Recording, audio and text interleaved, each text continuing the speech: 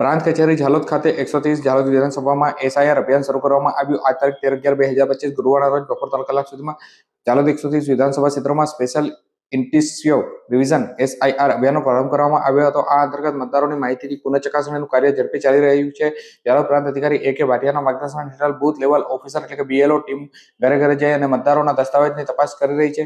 આ BLO ભાગરૂપે કહી શકાય કે મતદારોના ઘરે જઈ અને વર્તમાન યાદી ચકાસણી મુજબની જરૂરી ચકાસણી કરવામાં આવી રહી છે। તેમાં 27 ઓક્ટોબર સુધીમાં દરેક મતદાર માટે unique enumeration form EFS print કરવામાં આવશે અને તમામ મતદારોની વર્તમાન વિગતો સામેલ હશે।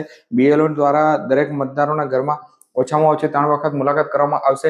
BLO ગણતરી ફોર્મ વિતરણ કરશે અને 2002-2004ના અગાઉ એસઆઈઆર અભિયાન દરમિયાન તૈયાર કરેલા ડેટા આધારિત મતદારો અને તેમના સંબંધીઓના નામ મેચ કરી લિંક કરવામાં મદદ કરશે। આ માટે BLO ને ECIના ઓલ ઇન્ડિયા ડેટાબેઝની એક્સેસ પૂરી પાડવામાં આવી છે અને અભિયાન દરમિયાન નવા મતદારોના સમાવેશ માટે ફોર્મ 6 જરૂરી ઘોષણા એકત્ર કરવામાં આવશે।